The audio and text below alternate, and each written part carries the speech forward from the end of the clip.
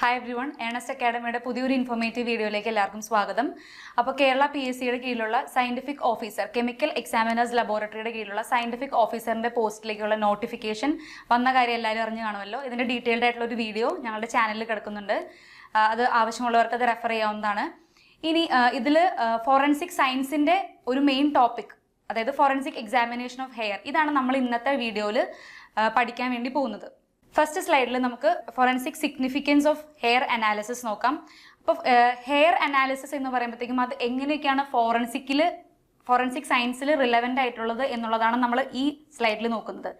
അപ്പോൾ എല്ലാവർക്കും അറിയാവുന്ന പോലെ തന്നെ ഇപ്പോൾ ഒരു ക്രൈം സീനിൽ നിന്ന് നമുക്ക് ഒരു ഹെയറിൻ്റെ സാമ്പിൾ കിട്ടുന്നു. ഈ ഹെയർ സാമ്പിൾസ് എന്തൊക്കെ കാര്യങ്ങൾ ഈ ഹെയർ സാമ്പിൾസ് നമ്മളോട് പറയും, അതായത് ഹെയർ സാമ്പിൾ വെച്ച് നമുക്ക് എന്തൊക്കെ എവിഡൻസസ്, എന്തൊക്കെ ഡീറ്റെയിൽഡ് ആയിട്ടുള്ള ഇൻഫർമേഷൻ ഹെയർ സാമ്പിളിൽ നിന്ന്, ഒരു ഹെയറിൻ്റെ സ്ട്രാൻഡ് ആയിരിക്കാം ചിലപ്പോൾ ഒരു ക്രൈം സീനിൽ നിന്ന് നമുക്ക് കിട്ടുന്നത്. അപ്പോൾ ഇതിൻ്റെ അകത്ത് നിന്ന് എന്തൊക്കെ ഇൻഫർമേഷൻസ് കിട്ടും എന്നുള്ളതാണ് നമ്മൾ നോക്കുന്നത്. ഫസ്റ്റ് വൺ എന്ന് പറയുന്നത് പേഴ്സണൽ ഐഡന്റിഫിക്കേഷൻ. അതായത് പേഴ്സണൽ ഐഡന്റിഫിക്കേഷനിൽ നോക്കുമ്പോൾ ഒരു ഹെയർ സ്ട്രാൻഡ് ഒരു ക്രൈം സീനിൽ നിന്ന് കിട്ടുന്നു. ഈ ഹെയർ സ്ട്രാൻഡ് വെച്ചിട്ട് ഒരാളിലേക്ക് എങ്ങനെ ലിങ്ക് ചെയ്യാം എന്നുള്ളതാണ് പേഴ്സണൽ ഐഡന്റിഫിക്കേഷൻ എന്ന് പറയുന്നതുകൊണ്ട് അർത്ഥമാക്കുന്നത്. അതായത് ചിലപ്പോൾ വേണമെങ്കിൽ അതൊരു വിക്ടിമിൻ്റെ ഹെയർ സാമ്പിൾ ആയിരിക്കാം, അല്ലെങ്കിൽ അതൊരു സസ്പെക്റ്റിൻ്റെ, നമ്മൾ സംശയിക്കുന്ന ആളുടെ ഹെയർ സാമ്പിൾ ആയിരിക്കാം, അല്ലെങ്കിൽ ഇതിന് തമ്മിൽ ലിങ്ക് ചെയ്യുന്ന, ഈ ക്രൈം സീനുമായിട്ട് ലിങ്ക് ചെയ്യുന്ന ഏതെങ്കിലും, ചിലപ്പോൾ ഒരു ആനിമലിൻ്റെ ആയിരിക്കാം, അങ്ങനെ ആരുടെ വേണമെങ്കിലും ഹെയർ സാമ്പിൾ വെച്ചിട്ട് നമുക്ക് അതിൻ്റെ പേഴ്സണൽ ഐഡന്റിഫിക്കേഷന് വേണ്ടിയിട്ട് യൂസ് ചെയ്യാം. അപ്പോൾ ഫസ്റ്റ് പോയിന്റാണ് പേഴ്സണൽ ഐഡന്റിഫിക്കേഷൻ. രണ്ടാമത് വരുന്നതാണ് റെസിലിയൻസ് ടു ഡീകമ്പോസിഷൻ. അപ്പോൾ ഹെയറിൻ്റെ മെയിൻ ആയിട്ടുള്ള ഒരു ഫീച്ചർ എന്ന് പറയുന്നത് നമ്മൾ മരണശേഷം അഴുകാതെ നിൽക്കുന്നു എന്നൊക്കെ പറയും ഹെയർ. അപ്പോൾ ഹെയർ എന്ന് പറയുന്നത് എൻവയോൺമെന്റൽ ഡീഗ്രഡേഷന് റെസിസ്റ്റൻ്റ് ആണ്. പിന്നെ ഈവൻ ആഫ്റ്റർ ഡെത്തിന് ശേഷവും ലോങ് ടൈം ഹെയർ അങ്ങനെ തന്നെ റിമെയിൻ ഇൻടാക്റ്റ് ആയിട്ട്, അതായത് ഇൻടാക്റ്റ് ആയിട്ട് അങ്ങനെ തന്നെ നിൽക്കുന്ന ഒരു നമ്മുടെ ബോഡിയിലുള്ള ഒരു ഫീച്ചറാണ് ഹെയർ എന്ന് പറയുന്നത്. അപ്പോൾ റെസിലിയൻസ് ടു ഡീകമ്പോസിഷൻ, അതുപോലെ സ്പീഷീസ് ഡിറ്റർമിനേഷൻ. സ്പീഷീസ് ഡിറ്റർമിനേഷൻ എന്ന് പറയുമ്പോഴത്തേക്കും നമ്മൾക്ക് ഹെയറിൻ്റെ സാമ്പിൾസിൽ നിന്നും ഇത് ഹ്യൂമൻ ഹെയർ ആണോ, അതായത് ഹ്യൂമൻ ഒറിജിൻ ആണോ, അതുപോലെ ആനിമൽ ഒറിജിൻ ആണോ എന്നുള്ളതൊക്കെ സ്പീഷീസ് ഡിറ്റർമിനേഷൻ ടെസ്റ്റ് വെച്ചിട്ട് നമുക്ക് ഹെയർ സാമ്പിളിൽ നിന്ന് കിട്ടുന്ന ഒരു ഇൻഫർമേഷൻ ആണ്. അതേപോലെ ബോഡി ഏരിയ ഡിറ്റർമിനേഷൻ. ഇപ്പോൾ ഒരു ഹെയർ സാമ്പിൾ കിട്ടുന്നു, ഈ ഹെയർ സാമ്പിൾ ഹെഡിൻ്റെ ഹെയർ സാമ്പിൾ ആണോ, അതെന്തെങ്കിലും ഒരു പ്യൂബിക് ഹെയർ സാമ്പിൾസ് ആണോ, അല്ലെങ്കിൽ ഫേഷ്യൽ ഹെയർസ്, അതായത് ബിയർഡ് ഹെയർസ് ആണോ, ഇങ്ങനെയുള്ള ഏത് ബോഡി ഏരിയയിൽ സ്പെസിഫിക് ആയിട്ടുള്ള ഹെയർ ആണ് എന്നുള്ളത് നമുക്ക് ഈ മോർഫോളജിക്കൽ ഫീച്ചേഴ്സ് വെച്ചിട്ട് നമുക്ക് ഐഡന്റിഫൈ ചെയ്യാൻ പറ്റും. ഇനി റേസ് ആൻഡ് ആൻസസ്ട്രി ഇൻഡിക്കേറ്റേഴ്സ്, അതായത് ഇപ്പോൾ ചിലപ്പോൾ കേളി ഹെയർ ആണെങ്കിലുള്ള ആൻസസ്ട്രി അല്ലെങ്കിൽ റേസ് വേറെ ആയിരിക്കും.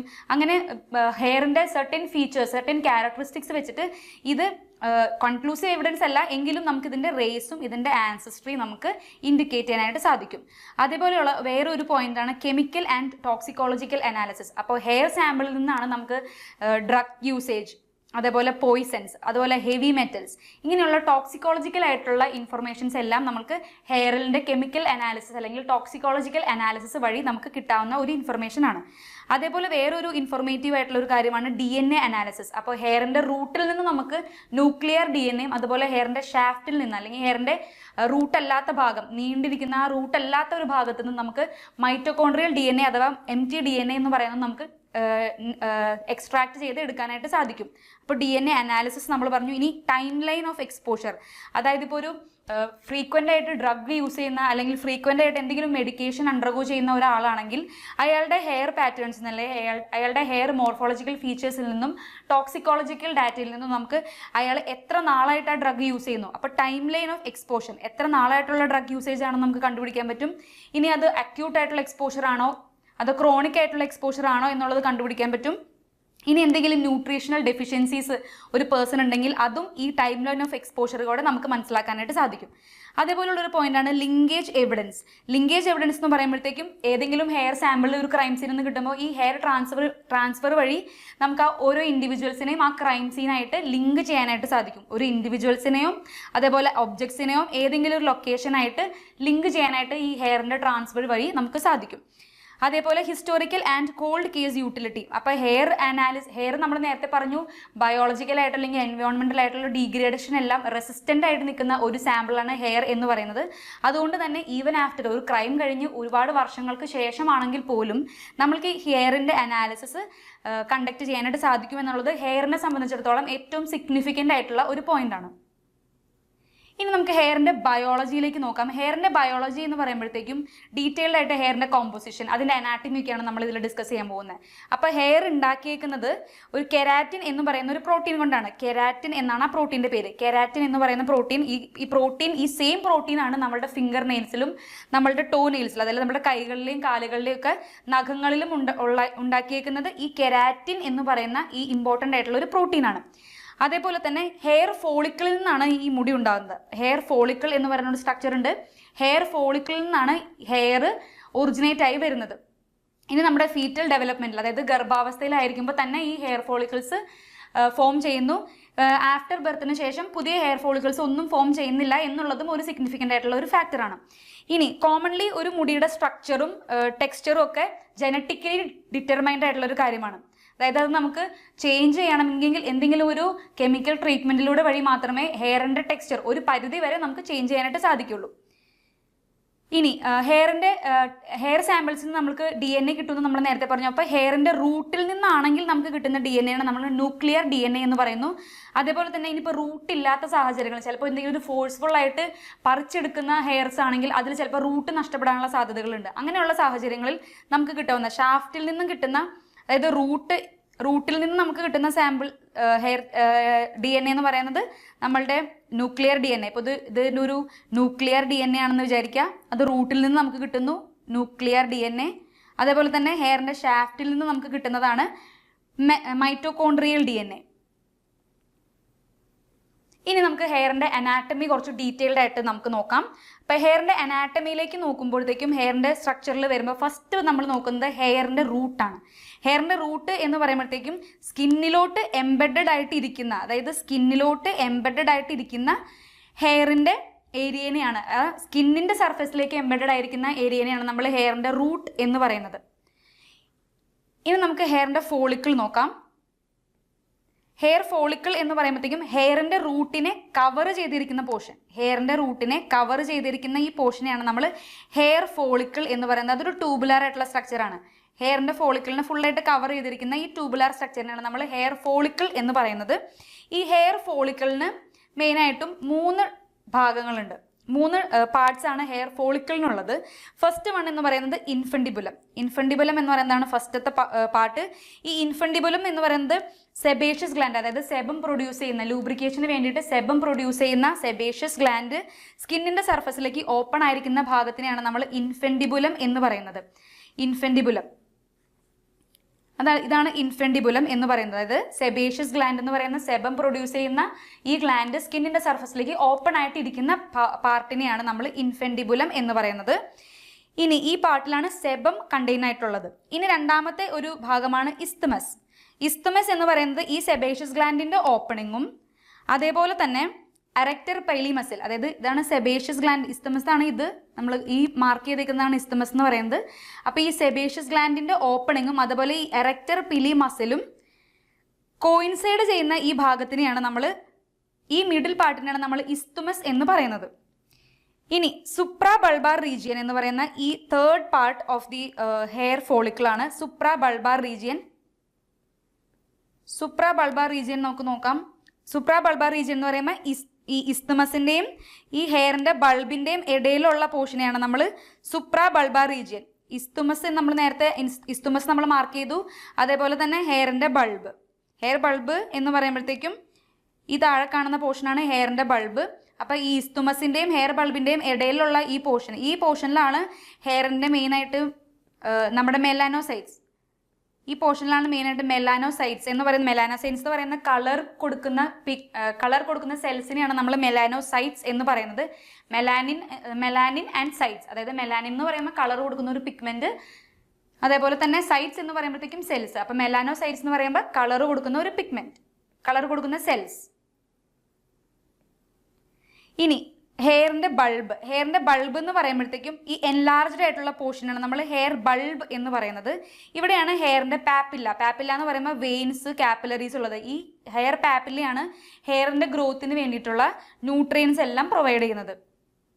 ഇനി വേറൊരു പോർഷൻ വരുന്നത് സെബേഷ്യസ് ഗ്ലാൻഡ്. നമ്മൾ നേരത്തെ പറഞ്ഞു സെബം പ്രൊഡ്യൂസ് ചെയ്യുന്ന, ലൂബ്രിക്കേഷനൊക്കെ വേണ്ടിയിട്ടുള്ള സെബം പ്രൊഡ്യൂസ് ചെയ്യുന്ന ഒരു ഏരിയയാണ് സെബേഷ്യസ് ഗ്ലാൻഡ്. അതേപോലെ അറക്ടർ പിലി മസിൽ, എറക്ടർ പിലി മസിൽ എന്ന് പറയുമ്പോഴത്തേക്കും ഈ കാണുന്ന മസിലാണ്. അതായത് നമുക്ക് ഗൂസ് ബംസ് എല്ലാം ഉണ്ടാകുമ്പോൾ കൺട്രാക്ഷൻ നടക്കുന്ന മസിൽസിനാണ് നമ്മൾ എറക്ടർ പിലി മസിൽ എന്ന് പറയുന്നത്. പിന്നെ നമ്മൾ ഡിസ്കസ് ചെയ്തു മെലാനോസൈറ്റ്സ്. മെലാനോസൈറ്റ്സ് എന്ന് പറയുമ്പോഴത്തേക്കും മെലാനിൻ പ്രൊഡ്യൂസ് ചെയ്യുന്ന സെല്ലുകൾ, അതായത് മെലാനിൻ എന്ന് പറയുന്ന പിഗ്മെന്റ് പ്രൊഡ്യൂസ് ചെയ്യുന്ന സ്പെഷ്യലൈസ്ഡ് ആയിട്ടുള്ള സെൽസ്.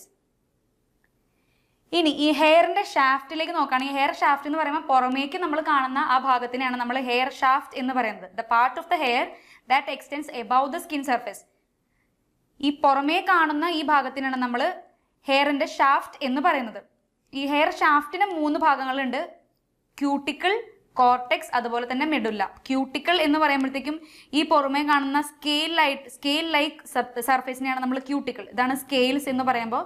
സ്കെയിൽസ് എന്ന് പറയുമ്പോൾ നമ്മളിപ്പോൾ ഫോർ എക്സാമ്പിൾ ഇപ്പോൾ ഫിഷിൻ്റെ ഒക്കെ ചെതുമ്പലില്ലേ, അതുപോലെയുള്ള സർഫേസ് ആണ് ഈ സ്കെയിൽസ് എന്ന് പറയുന്നത്. ഈ സ്കെയിൽസ് പോലെയാണ് ഈ ഹെയറിന്റെ ക്യൂട്ടിക്കിൾ എന്ന് പറയുന്ന സർഫേസ് അറേഞ്ച് ചെയ്തേക്കുന്നത്. അപ്പോൾ അതാണ് അതിന്റെ ഔട്ടർ മോസ്റ്റ് ലെയർ. ക്യൂട്ടിക്കിൾ ആണ് ഇതിന്റെ ഔട്ടർ ലെയർ എന്ന് പറയുന്നത്. അതേപോലെ സെന്ററിൽ വരുന്ന ലെയറാണ് കോർട്ടെക്സ്. ഇനി ഏറ്റവും ഇന്നർമോസ്റ്റ് കോറിൽ വരുന്ന ഒരു ലെയറിനെയാണ് നമ്മൾ മെഡുല്ല എന്ന് പറയുന്നത്. അപ്പോൾ ഹെയർ ഷാഫ്റ്റ് എന്ന് പറയുന്ന പുറമേ കാണുന്ന സർഫേസ് ആണെന്ന് നമ്മൾ പറഞ്ഞു.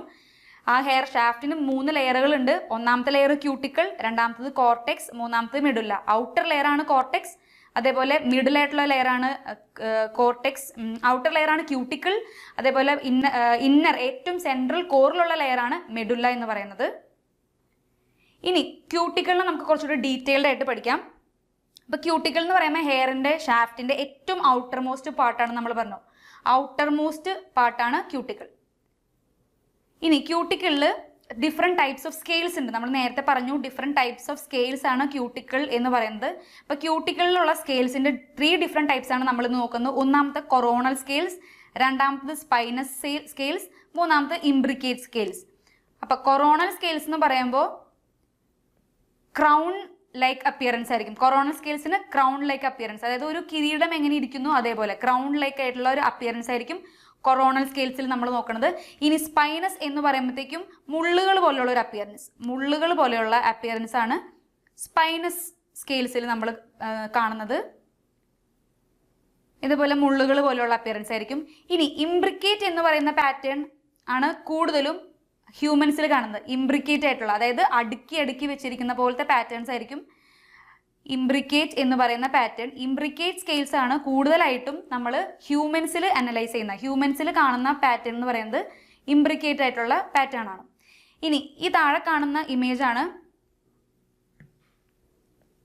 കാണുന്നതാണ് ഒരു ഇംബ്രിക്കേറ്റ് ടൈപ്പ് നമ്മൾ പറഞ്ഞു ഹ്യൂമൻ ഹെയറിന്റെ ഫീച്ചേഴ്സ് ആണ് ഇംബ്രിക്കേറ്റ് ടൈപ്പ് ഓഫ് സ്കെയിൽസ്. ഈ ഇംബ്രിക്കേറ്റ് ടൈപ്പ് ഓഫ് സ്കെയിൽസ് ആണ് നമ്മൾ ഇതിനകത്ത് ഈ കാണുന്ന ഇമേജിൽ കാണുന്നത്. ഇപ്പം നമ്മൾ ഷാംപൂവിൻ്റെയും ഒക്കെ അഡ്വർടൈസ്മെന്റ്സിലൊക്കെ നമ്മൾ മൈക്രോസ്കോപ്പിക് എക്സാമിനേഷൻ, നമ്മൾ മൈക്രോസ്കോപ്പിക് ഇമേജ് ഒക്കെ ഹെയറിൻ്റെ കാണാറുണ്ട്.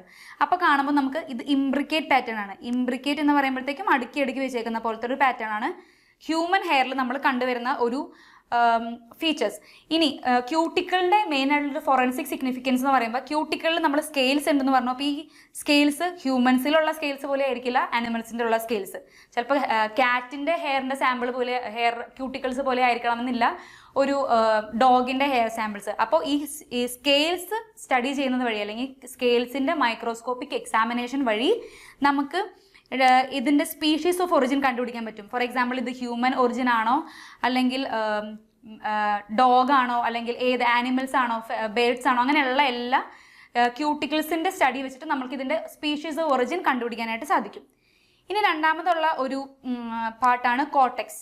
കോർട്ടെക്സ് എന്ന് പറയുന്നത് ക്യൂട്ടിക്കുകൾ കഴിഞ്ഞിട്ടുള്ള മിഡിൽ ആയിട്ടുള്ള ഭാഗമാണ് കോർട്ടെക്സ് എന്ന് പറയുന്നത്. ഇനി ഈ കോർട്ടെക്സിന്റെ ഏറ്റവും വലിയ പ്രത്യേകത എന്ന് പറയുന്നത് കോർട്ടെക്സിലാണ് പിഗ്മെന്റ് ഗ്രാന്യൂൾസ്, അതായത് മെലാനിൻ കളർ കോസിങ് ചെയ്യുന്ന സെല്ലുകൾ ഉള്ളത് ഈ കോർട്ടെക്സിന്റെ ഭാഗത്താണ്. ഈ കളർ ഇമ്പാർട്ട് ചെയ്യുന്ന ഈ ഭാഗമാണ് ഫോറൻസിക് എക്സാമിനേഷൻ നമ്മൾ ഏറ്റവും കൂടുതലായിട്ട് നോക്കുന്നത്. ഇനി കോർട്ടെക്സിൽ നമ്മൾ പറഞ്ഞു ഇത് മിഡിൽ മോസ്റ്റ് ലെയർ ആണ്. ഈ കോർട്ടെക്സ് ഇതിന്റെ തിക്നെസ്സിലും ഇതിന്റെ ടെക്സ്ചറിലും ഇതിന്റെ കളറിലും എല്ലാം വേരിയേഷൻസ് വരാം. ഓരോ വ്യക്തിയിലും ഓരോ സ്പീഷീസിലും ഇതിന്റെ വേരിയേഷൻസ് എല്ലാം വരാം.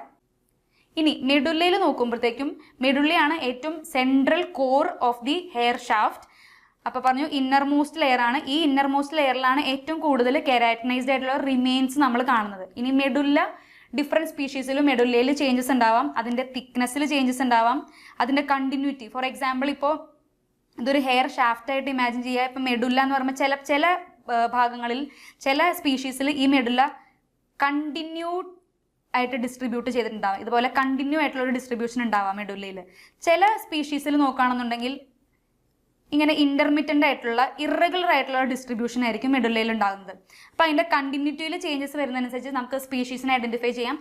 അതേപോലെ മൂന്നാമതുള്ളൊരു ഫീച്ചറാണ് ഒപ്പാസിറ്റി. ഒപ്പാസിറ്റി എന്ന് പറയുമ്പോഴത്തേക്കും ഇതിന് ട്രാൻസ്പെറൻസി എങ്ങനെയുണ്ട്, അതായത് ഒരു ഹെയർ ഷാഫ്റ്റ് അതിലിപ്പോൾ ട്രാൻസ്പെറൻ്റ് ആയിട്ടുള്ള മെഡുല്ലയാണോ ട്രാൻസ്പെറൻറ്റ് മെഡുല്ലയാണോ എന്നുള്ളത് നമുക്ക് നോക്കാം. അപ്പോൾ ലൈറ്റിനെ പാസ് ചെയ്യാനുള്ള കഴിവാണ് നമ്മൾ ഒപ്പാസിറ്റിയിൽ കൊണ്ട് പറയുന്നത്. അപ്പോൾ എത്രത്തോളം തിക്നെസ് മെഡുല്ലയ്ക്ക് ഉണ്ടോ അത്രത്തോളം ലൈറ്റിനെ പാസ് ചെയ്യാനുള്ള കഴിവ് കുറവായിരിക്കും ആ സ്പീഷീസിന്. അപ്പോൾ മെഡുല്ലയുടെ തിക്നെസ്സും മെഡുല്ലയുടെ ഒപ്പാസിറ്റി, കണ്ടിന്യൂറ്റി, അതിൻ്റെ ഇറഗുലർ ആണോ അതോ ഫ്രാഗ്മെന്റഡ് ആണോ അതോ കണ്ടിന്യൂസ് ആണോ, ഇങ്ങനെയുള്ള കാര്യങ്ങളെല്ലാം അനലൈസ് ചെയ്തിട്ട് ഇത് സ്പീഷീസ് ഓഫ് ഒറിജിൻ നമുക്ക് മെഡുല്ലയുടെ സ്റ്റഡിയിൽ നിന്നും കിട്ടും. ഇനി മെഡുല്ലറി ഇൻഡെക്സ് എന്ന് പറയുന്ന ഒരു മെയിൻ ആയിട്ടുള്ള ഒരു ഇമ്പോർട്ടൻ്റ് ആയിട്ടുള്ള ഒരു ടേമാണ് മെഡുല്ലറി ഇൻഡെക്സ്. ഈ മെഡുല്ലറി ഇൻഡെക്സ് കാൽക്കുലേറ്റ് ചെയ്യുന്നത് എങ്ങനെയാണെന്ന് പറഞ്ഞാൽ diameter of medulla divided by diameter of hair shaft. ഇതാണ് മെഡുല്ലറി ഇൻഡെക്സ് കാൽക്കുലേറ്റ് ചെയ്യാനുള്ള ഒരു ഇക്വേഷൻ. ഈ മെഡുല്ലറി ഇൻഡെക്സ് വഴിയാണ് ഇത് സ്പീഷീസ് ഓഫ് ഒറിജിൻ നമ്മൾ കണ്ടുപിടിക്കുന്നത്. അതായത് മെഡുല്ലറി ഇൻഡെക്സിന്റെ ഓരോ വാല്യൂ വെച്ചിട്ടാണ് നമ്മൾ ഒരു ഹ്യൂമൻ ഒറിജിൻ ആണോ ഈ ഹെയർ അതോ ഏതെങ്കിലും ആനിമൽ ഒറിജിൻ ആണോ എന്നുള്ളത് കണ്ടുപിടിക്കുന്നത്. ഫോർ എക്സാമ്പിൾ ഹ്യൂമൻ ഹെയറിലാണെങ്കിൽ മെഡുലറി ഇൻഡെക്സ് എന്ന് പറയുന്നത് 0.33 അല്ലെങ്കിൽ അതിന് താഴെയോ ആയിരിക്കും. ഇത് വളരെ ഇമ്പോർട്ടൻ്റ് ആയിട്ടുള്ള ഒരു പോയിന്റ് ആണ്. ഹ്യൂമൻ ഹെയറിലാണെങ്കിൽ മെഡുലറി ഇൻഡെക്സ് 0.33 അല്ലെങ്കിൽ അതിന് താഴെയോ ആയിരിക്കും. ഇനി ആനിമൽ ഹെയറിലേക്ക് വരുമ്പോഴത്തേക്കും ആനിമൽ ഹെയറിൽ മെഡുലറി ഇൻഡെക്സ് എന്ന് പറയുന്നത് 0.5 കൂടുതലായിരിക്കും. ഇതും ഇമ്പോർട്ടൻ്റ് ആയിട്ടുള്ള ഒരു പോയിന്റ് ആണ്. ആനിമൽ ഹെയറിൽ മെഡുലറി ഇൻഡെക്സ് എന്ന് പറയുമ്പോൾ 0.5 ഗ്രേറ്റർ ആയിരിക്കും. ഈ മെഡുലറി ഇൻഡെക്സിലുള്ള ഡിഫറൻസ് വെച്ചിട്ടാണ് നമുക്കിത് ഹ്യൂമൻ ഹെയർ ആണോ അല്ലെങ്കിൽ ആനിമൽ ഹെയർ ആണോ എന്നുള്ളത് ഡിസ്റ്റിങ്വിഷ് ചെയ്യാൻ വേണ്ടി പറ്റുന്നത്. ഇനി നമുക്ക് forensic examination of hair discuss ചെയ്യുമ്പോൾ എന്തൊക്കെ ഇൻഫർമേഷൻസ് ആണ് നമുക്ക് ഹെയറിൻ്റെ അനാലിസിസ് വഴി കിട്ടുന്നതെന്ന് നോക്കാം. ഇപ്പോൾ whether the material is hair or not, ഇത് ഹെയർ ആണോ അത് ഹെയർ അല്ലേ, ഹെയർ പോലെ ഇരിക്കുന്ന വേറെ ഏതെങ്കിലും ഒബ്ജക്റ്റ് ആണോ എന്നുള്ളത് നമുക്ക് കണ്ടുപിടിക്കാം. അതേപോലെ തന്നെ ഹെയറിൻ്റെ സ്പീഷീസ് ഓഫ് ഒറിജിൻ എന്ന് പറയുമ്പോൾ ഇത് ആനിമൽ ഒറിജിൻ ആണോ അതുപോലെ ഹ്യൂമൻ ഒറിജിൻ ആണോ എന്നുള്ള ഡാറ്റ നമുക്ക് കിട്ടും. അപ്പോൾ നമ്മൾ ഫസ്റ്റ് ഹെയർ ആണോ അല്ലയോ എന്നുള്ളത് ഐഡൻറ്റിഫൈ ചെയ്യുന്നു. അതിനുശേഷം ഇത് ആരുടെ ഹെയർ ആണ്, അതായത് ഒരു ഹ്യൂമൻ ഹെയർ ആണോ അല്ലെങ്കിൽ ഒരു സ്പീഷീസ് ഏതെങ്കിലും ഒരു വേറെ ഏതെങ്കിലും ഹ്യൂമൻ അല്ലാത്തൊരു സ്പീഷീസ് ആനിമലിൻ്റെ ഹെയർ ആണോ എന്നുള്ളത് നോക്കാം. ഇനി സൈറ്റ് ഓഫ് ഒറിജിൻ എന്ന് പറയുമ്പോഴത്തേക്കും ഏത് ബോഡി ഏരിയയിലെ ഡിറ്റർമിനേഷൻ ആണ്, അതായത് ഹെഡിൻ്റെ ഹെയർ ആണോ അല്ലെങ്കിൽ ഫേഷ്യൽ ഹെയർസ് ആണോ പ്യൂബിക് ഹെയർസ് ആണോ, അങ്ങനെയുള്ള ഹെയറിൻ്റെ സൈറ്റ് ഓഫ് ഒറിജിൻ ആണ് നമ്മൾ വീണ്ടും നോക്കുന്ന ഒരു ഫോറൻസിക് സിഗ്നിഫിക്കൻസ്. ഇനി to which sex it belongs, അതായത് ഇത് സ്ത്രീയുടെ ഹെയർ ആണോ അതോ പുരുഷൻ്റെ ഹെയർ ആണോ എന്നുള്ളത് അനലൈസ് ചെയ്യാൻ വേണ്ടിയിട്ട് ഇപ്പോൾ സ്ത്രീകളുടെ ഹെയറിൽ അല്ലെങ്കിൽ സ്ത്രീകളുടെ ക്രോമസോമിൽ വരുന്ന ഒരു മെയിൻ ആയിട്ടുള്ള ഒരു ഫീച്ചറാണ് ബാർ ബോഡീസ് എന്ന് പറയുന്നത്. അപ്പോൾ ബാർ ബോഡീസ് ഈ ക്രോമസോമിൽ പ്രസൻ്റ് ആണെങ്കിൽ നമുക്ക് കിട്ടുന്ന nuclear DNA bar bodies present ആണെങ്കിൽ നമുക്കതിനെ സ്ത്രീകളുടെ ഹെയർ ആണെന്ന് നമുക്ക് കിട്ടുന്ന ഇൻഫറൻസ് ഉണ്ട്. ഇനിയിപ്പോൾ ബാർ ബോഡീസ് ആബ്സെൻ്റ് ആയിട്ടുള്ള ഒരു ഹെയർ സാമ്പിളാണ് നമുക്ക് കിട്ടുന്നതെന്നുണ്ടെങ്കിൽ അത് മെയിൽ ഹെയർ ആയിരിക്കും. ഇനിയുള്ളൊരു പോയിന്റ് എന്ന് പറയുന്നത് what is the age of the individual to whom the hair belongs, അതായത് ഈ ഹെയർ വെച്ചിട്ട് ഏജ് കൺക്ലൂസീവായിട്ട് കണ്ടുപിടിക്കാൻ പറ്റില്ല, എന്നാലും അപ്രോക്സിമേറ്റ് ആയിട്ട് പറ്റുമോ എന്നുള്ളതാണ് ഫോറൻസിക്കിലുള്ള വേറൊരു ചോദ്യം. ഇനി whether the hair was pulled out forcibly or naturally, അതായത് ഇപ്പോൾ ഫോർ എക്സാമ്പിൾ ഇപ്പോൾ എന്തെങ്കിലും ഒരു സെക്ഷൽ അസോൾട്ട് കേസസിലൊക്കെ ആണെങ്കിൽ ഹെയർ നാച്ചുറലായിട്ട് ഫോൾ ചെയ്യുന്നതിനേക്കാട്ടിൽ കൂടുതൽ ചിലപ്പോൾ ഒരു ഫോഴ്സ്ഫുൾ ആയിട്ടുള്ള പ്ലക്കിംഗ് എല്ലാം ഇങ്ങനെയുള്ള കേസുകളിൽ നമുക്ക് എൻകൗണ്ടർ ചെയ്യും. അപ്പോൾ ഈ ഹെയറിൻ്റെ ഫോഴ്സിബിൾ ആയിട്ടുള്ള ഒരു പ്ലക്കിങ്ങിൽ വരുമ്പോഴത്തേക്കും ഈ ചിലപ്പോൾ ഹെയറിൻ്റെ റൂട്ട് അല്ലെങ്കിൽ ന്യൂക്ലിയർ DNA ഉള്ള ഒരു ഭാഗമൊക്കെ നമുക്ക് ചിലപ്പോൾ നഷ്ടപ്പെടാൻ സാധ്യതയുണ്ട്. അങ്ങനെയുള്ള സാധ്യതകളിൽ നമുക്ക് മറ്റേ മൈറ്റോകോൺഡ്രിയൽ DNA എന്ന് പറയുമ്പോൾ mtDNA എന്നൊരു ചാൻസ് നോക്കാം. mtDNA നമുക്ക് കിട്ടുന്നത് നമ്മളുടെ മറ്റേണൽ ഇൻഹെറിറ്റൻസോടെ, അതായത് നമ്മുടെ അമ്മയിൽ നിന്നുമാണ് നമുക്ക് മൈറ്റോകോൺഡ്രിയൽ DNA ട്രാൻസ്ഫർ ആയിട്ട് വരുന്നത്. അപ്പോൾ ഈ ഹെയറിൻ്റെ ഷാഫ്റ്റ് ആണെങ്കിൽ പോലും നമുക്ക് അതിൽ നിന്നും നമുക്കൊരു DNA അനാലിസിസ് കണ്ടക്ട് ചെയ്യാനായിട്ട് പറ്റും. ഇനി to which race it belongs, അതായത് നീഗ്രോയിഡ് ആണോ കൊക്കസോയിഡ് ആണോ അങ്ങനെയുള്ള മോംഗ്ലോയിഡ് ആണോ അങ്ങനെയുള്ള പല പല റേസസും ഈ ഹെയറിൻ്റെ മോർഫോളജിക്കൽ ഫീച്ചേഴ്സ് വെച്ചിട്ട് നമുക്ക് ഐഡന്റിഫൈ ചെയ്യാനായിട്ട് പറ്റും. ഇനി is it possible to individualise the hair or not? Individualisation നമ്മൾ നേരത്തെ പറഞ്ഞു, ഇൻഡിവിജ്വലൈസേഷൻ തന്നെയാണ് പേഴ്സണൽ ഐഡന്റിഫിക്കേഷൻ. പേഴ്സണൽ ഐഡന്റിഫിക്കേഷൻ അതായത് ഒരു വ്യക്തിയിലോട്ട് ഈ ഹെയറിനെ നമ്മൾ ലിങ്ക് ചെയ്യണം എന്നുണ്ടെങ്കിൽ നമുക്ക് DNA വേണം. DNA എന്ന് പറയുമ്പോൾ റൂട്ടിൽ നിന്നാണെങ്കിൽ നമ്മൾ നേരത്തെ പറഞ്ഞ പോലെ ന്യൂക്ലിയർ DNA, അതുപോലെ ഹെയറിന്റെ ഷാഫ്റ്റിൽ നിന്നുമാണെങ്കിൽ മൈറ്റോകോൺട്രിയൽ DNA. ഇനി നമുക്ക് കുറച്ച് MCQs ഡിസ്കസ് ചെയ്യാം. ഫസ്റ്റ് വൺ വരുന്നത് which part of the hair contains pigment granules responsible for hair colour? Pigment granules നമ്മൾ പറഞ്ഞു, പിഗ്മെന്റ് എന്ന് പറയുമ്പോൾ പിഗ്മെന്റ് കൊടുക്കുന്നത് മെലാനിൻ ആണ്. അപ്പം മെലാനിൻ ഉള്ള ഭാഗം എന്ന് പറയുന്നത് ക്യൂട്ടിക്കിൾ ആണോ, കോർട്ടെക്സ് ആണോ, മെഡുല്ല ആണോ, ഫോളിക്കിൾ ആണോ? അപ്പം നമ്മൾ പറഞ്ഞ പോലെ നോക്കുകയാണെങ്കിൽ കോർട്ടെക്സിലാണ് പിഗ്മെന്റ് ഗ്രാന്യൂൾസ് അഥവാ മെലാനിൻ പ്രൊഡ്യൂസ് ചെയ്യുന്ന മെലാനോസൈറ്റ്സ് എന്ന് പറയുന്ന സെൽസ് ഉള്ളത് നമ്മൾ നേരത്തെ ഡിസ്കസ് ചെയ്തു. അപ്പോൾ പിഗ്മെന്റ് ഗ്രാന്യൂൾസ് എന്ന് പറയുമ്പോൾ കോർട്ടെക്സ്. അപ്പോൾ ഇവിടെ ഓപ്ഷൻ ഡി ആണ് കറക്റ്റ് ആയിട്ടുള്ള ആൻസർ. ഇനി സെക്കൻഡ് ഒരു MCQ നോക്കുകയാണെങ്കിൽ the overlapping scale like cells എന്ന് പറയുമ്പോൾ നമ്മൾ ഡിഫറെന്റ് ടൈപ്സ് ഓഫ് സ്കെയിൽസ് പഠിച്ചത് എവിടെയായിരുന്നു? ക്യൂട്ടിക്കിളിലായിരുന്നു നമ്മൾ different types of scales, coronal, spinous അല്ലെങ്കിൽ ഇംബ്രിക്കേറ്റ് എന്ന് പറയുന്ന ഡിഫറെന്റ് സ്കെയിൽസ് എല്ലാം നമ്മൾ പഠിച്ചത് ക്യൂട്ടിക്കിളിലായിരുന്നു. അപ്പോൾ the overlapping scale like cells in the hairs outer most layer.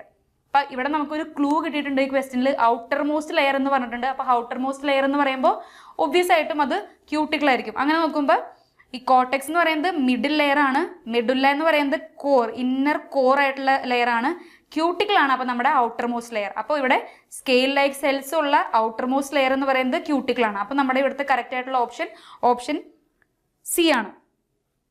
ഇനി മൂന്നാമതൊരു MCQ നമുക്ക് നോക്കാം. Which medullary index value is typical for human hair?